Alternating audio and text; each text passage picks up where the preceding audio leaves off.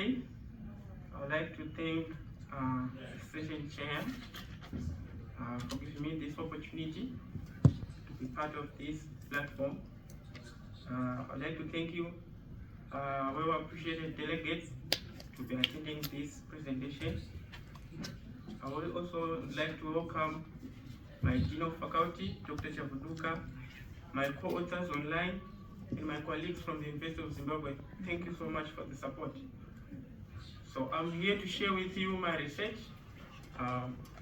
which I did as an undergrad student studying Bachelor of Science of Land Administration and Management from the University of Zimbabwe.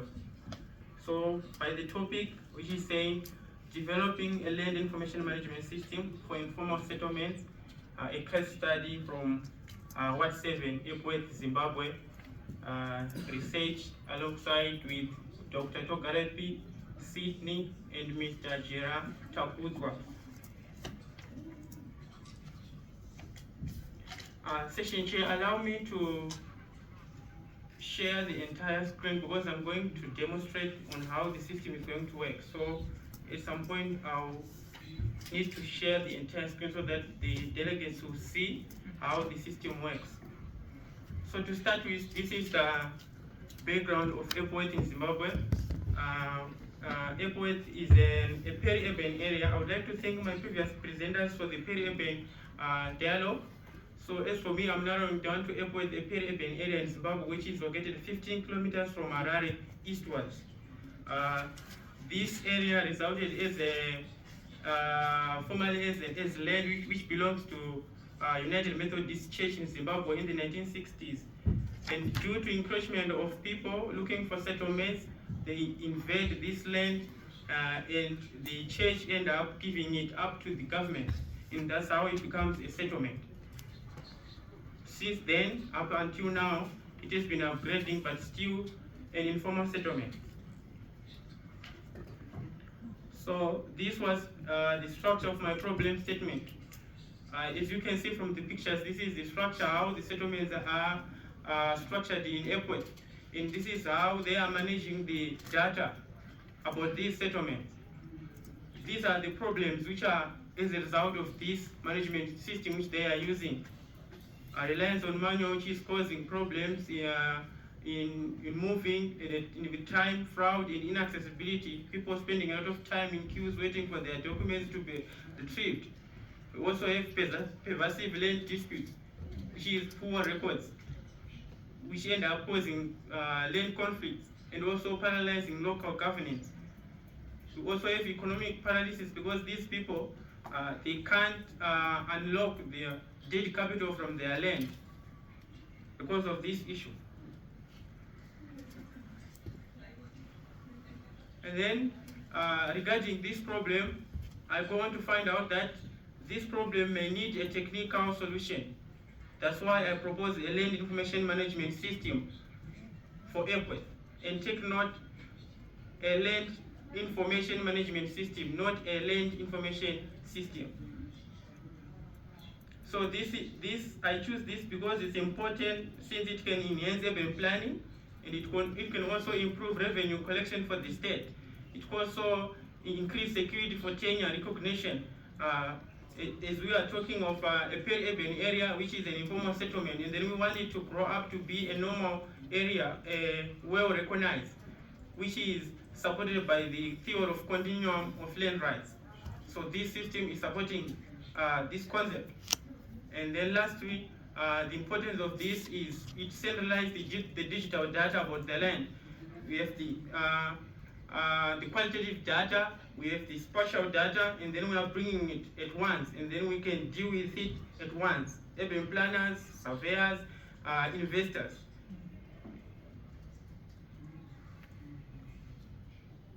So the strategic purpose of this was to move area of Epworth, specifically Ward 7, from its unrecognized forms of ownership up until they are recognizable.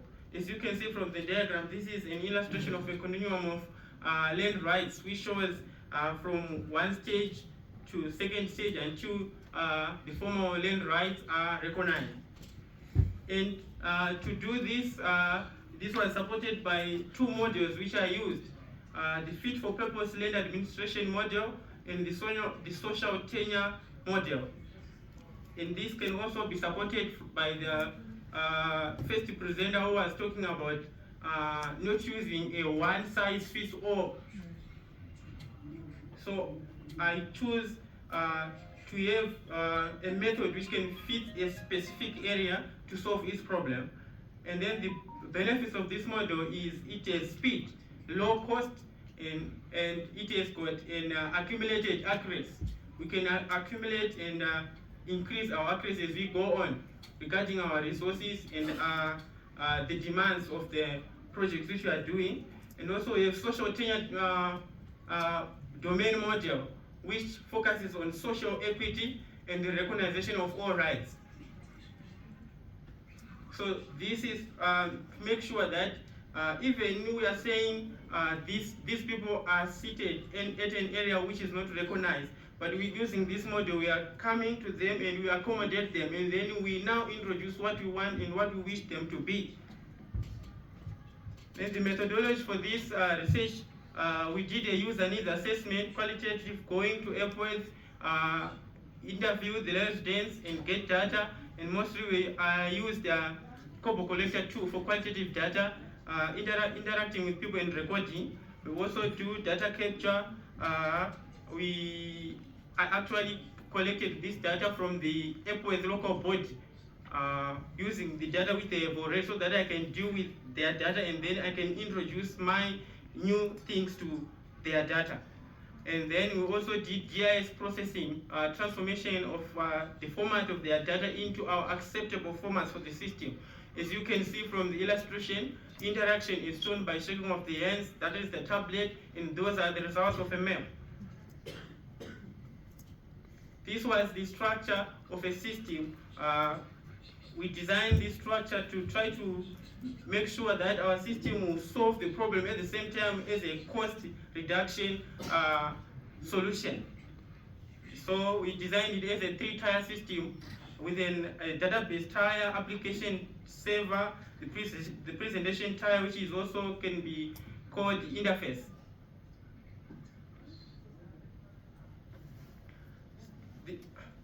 At this stage, I take you on to the presentation of the links functionality, how the system works. So the system was mainly focusing on 3 aspects in airports: disputes, queries, land use queries, and restrictions searches. For disputes, we would like to see the type of disputes, how are they being solved, what time is being spent solving one dispute. Land use queries, we want to see the overlapping of land uses in airports, and then restriction searches in airports. As you know, the International Robert Mugabe Airport is closer to airports. So this is just a simple example of the overlapping of land uses and then which resulted in restrictions. Residential uses, and then the flight path as the civil aviation restriction. And then we also managed to have an interactive dashboard which will show instant statistics about the land parcels. For example, if we have added a land use, or if we have changed another piece of land to another land use, the dashboard will show by the numbers that the residential, if they were 100, that now they are 101. It also gives us visual reporting and evidence-based management. So I can ask the session chair if the computer can share the entire screen so that I can present these queries to the delegates. Absolutely. So give us a few minutes as we navigate through.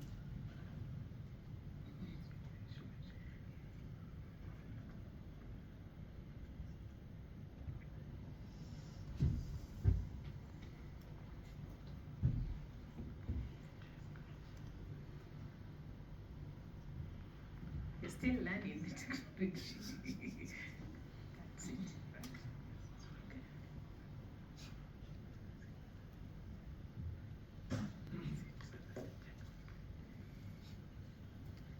it there, but I don't know how to navigate through. Maybe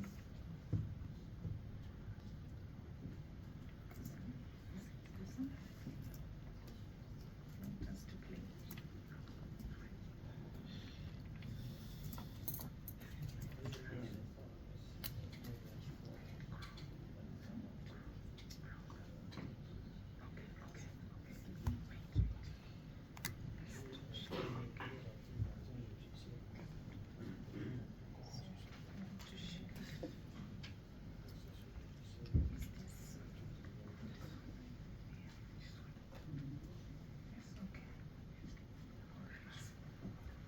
So if you have a laptop, you can type on any browser which you are on, applims dot on render.com.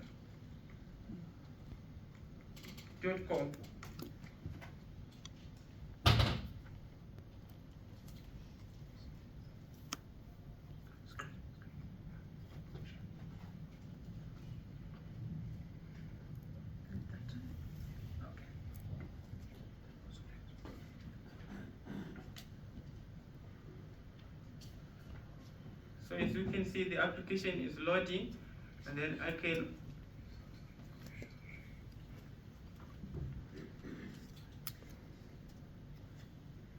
take you to the next stage.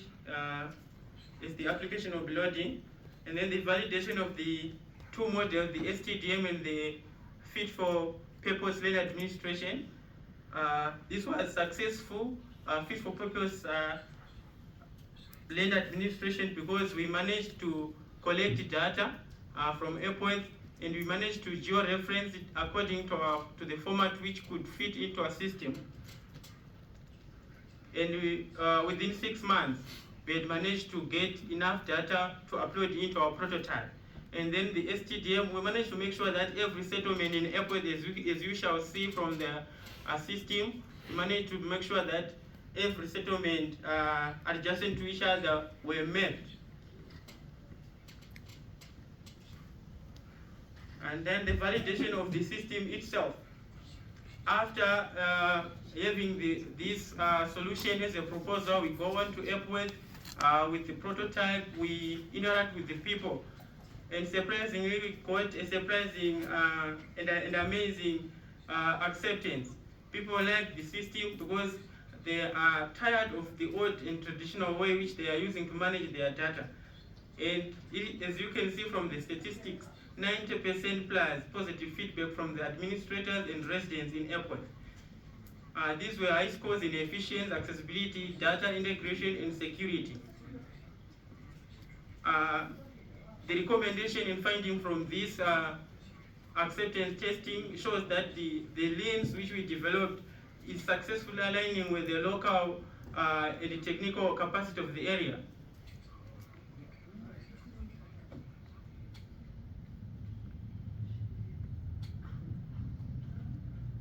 So going back to the demonstration tab,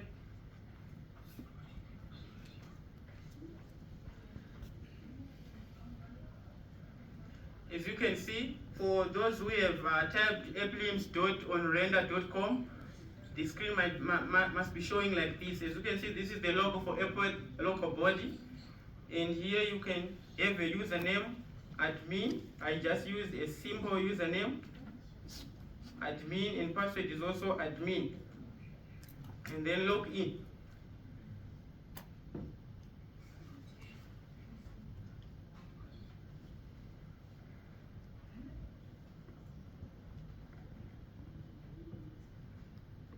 So as shown by the screen, this was the result after our research as represented on the system.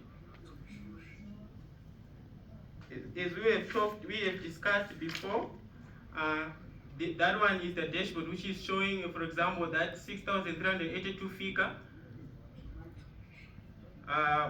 These are the total parcels. We have land uses, residential, industrial, agricultural, disputed, and recreational. So now to perform the queries, the number one query was on disputes. So for example, I can pick one stand which is 16746. Then I can type on my panel, which is 16746. And if I enter, if you can see clearly, it's indicating a stand in yellow, and it's showing the parcel details, the land use, the owner name, and the ownership status. So because we said it's a dispute query, as you can see, it's showing that the dispute is a tenure dispute and the issue status is unsolvable. And then we can have another second stand from disputes, which is 6745. And this is also showing us the land use residential, the owner name, the ownership status, and the dispute, which is ownership dispute. And because of our time, we only have to show two. All of them, they are unsolvable. But if you go on and do some searches, if you get the presentation, there are a lot of things which I write down. You can search and then you find different statuses of disputes. And then we go on to the next query, which is the land uses query. So on this one, we picked 16993 stand number. And then if we search, you can see that it's showing us the land use, it's also showing us the owner, and it's also showing the status. So about the land use in Zimbabwe, we have offer letters, we have permits. So active there means the title which is entitled to this land use is still on, it's still active. And then going on to the last query, which is the restrictions. On this one, we wanted to demonstrate the overlapping of land uses. As you shall see, we picked 11611 stand number. And then on this one, you can see that the land use, take note, the land use is residential. And then we have got the other details, owner and ownership status. And then going on to the other panel, we can see that the land use is being residential, but we can also go on down, and then we can see where it's written authority restrictions. If you can see there, you can now see the authority, which is also over this same piece of land, is CARS, which is the Civil Aviation Authority in Zimbabwe, and the restriction over this piece of land is flight zone. But take note, at first I said it's residential, and this one is also another overlapping land use, which is flight zone. So this system is trying to show all these things at once.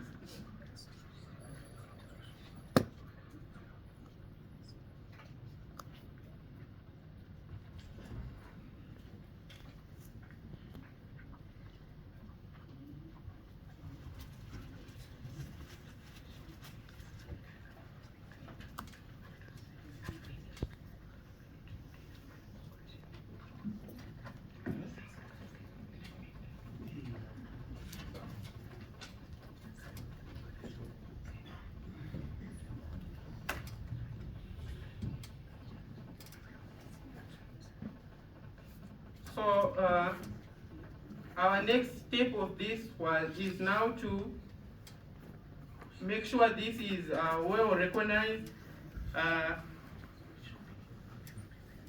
Okay, so the next step is now to make sure that the system and the solution is well recognized in Africa, in Ecuador, and in Zimbabwe. So the first step is a full-scale deployment of the system. And then the second step is institutional alignment and capacity building, training people on how this system works. And then the last one is policy and legal integration, to make sure that this system will work within the laws and rules of the country. And the main goal of this is to make sure that every house in Ecuador, Zimbabwe, and in Africa using this system When you have a house, you have got its related information, title deeds, and any other ownership details which may relate to the system. And then with that, I can say thank you, and also thank partners, the airport's local board, the University of Zimbabwe, and Dialogue on Shelter. Thank you so much.